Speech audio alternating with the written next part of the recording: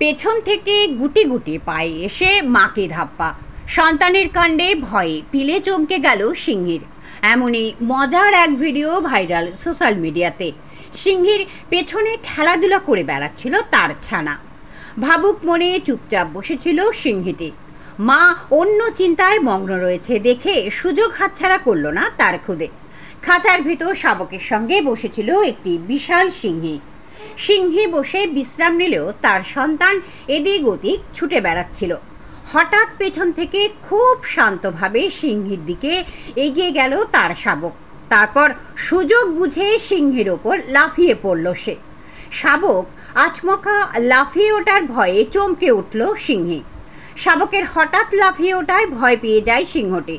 চমকে গিয়ে ঘাড় ঘুরিয়ে শাবকের দিকে তাকায় সে।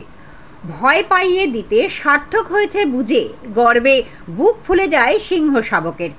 সম্প্রতি সমাজ মাধ্যমের পাতায় এমন একটি মজার ভিডিও ছড়িয়ে পড়েছে, যদিও সেই ভিডিও সত্যতা যাচাই করেনি আমার Bangla news. Beyond the wild life নামের অ্যাকাউন্ট থেকে ইনস্টাগ্রামের পাতায় এই ভিডিও পোস্ট করা হয়েছে।